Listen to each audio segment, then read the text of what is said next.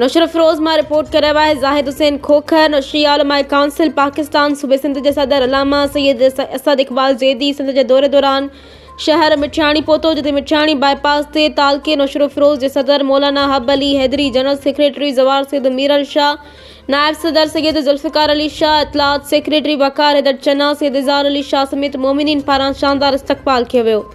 इस्तक़बाल बाद अलामा असद इकबाल ज़ैदी के जुलूसी सूरत में मरकज़ी इमाम बारगाह हज़रत अबू तालिब अलैहिस्सलाम पहुंचाया वियो, जिते एक वॾी अवामी जलसे जो एहतमाम किया वियो। जलसे के खिताब कंदे सूबे सिंध के सदर अलामा सैयद असद इकबाल ज़ैदी चयो त शहदाए सेवण की वरसी में हर साल जियां इन साल शिया उलमा काउंसिल भरपूर शिरकत कंदी। इन जो त मुल्क में अमन रवादारी और वहदत के हथ ॾियण वक्त की अहम ज़रूरत है। जलसे के सीनियर नायब सदर अलामा सैयद मोहसिन अली शाह भी खिताब किया। इंतजामिया का मुतालबो किया त शहर मिठियाणी जा बुनियादी मसला फौरी तौर पर हल किया वञनि, छो त आवाम घणे वक्त का सहूलतुन की खोट जो शिकार है।